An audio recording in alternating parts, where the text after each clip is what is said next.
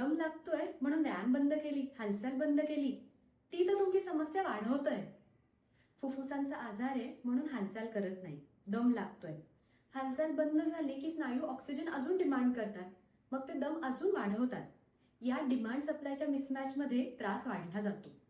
ह्याला आपण कसं सामोरं जाऊ शकतो? तर पल्मनरी रिहॅबिलिटेशनच्या मदतीने. पल्मनरी रिहॅबिलिटेशन एक स्ट्रक्चर्ड, सुपरवाइज आणि सेफ प्रोग्राम आहे जो तुमचे कार्डिओ रेस्पिरेटरी फिजिओथेरपिस्ट चालवतात. लंगचे आजार असले म्हणजे कुठले पेशंट्स? ऑब्स्ट्रक्टिव्ह एअरवे डिसीज आहे, स्लीप ॲपनिया आहे, तसंच तुम्हाला अस्थमाचा त्रास आहे, लंग फायब्रोसिस आहे, पोस्ट टीबी किंवा पोस्ट कोविड लंगचा आजार आहे, लंगची सर्जरी प्लॅन्ड आहे, लंगचा ट्रान्सप्लांट प्लॅन्ड आहे किंवा सर्जरी आणि ट्रान्सप्लांट झाली आहे, त्याला पण ते मदत करतात. कशा प्रकारे मदत करतं?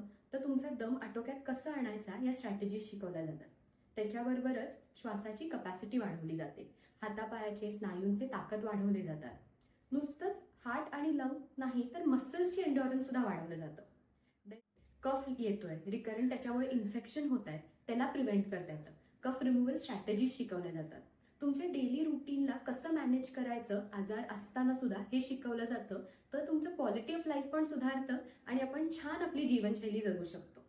दम लागत असेल तर घाबरून जाऊ नका, पल्मनरी रिहॅबिलिटेशनची मदत घ्या.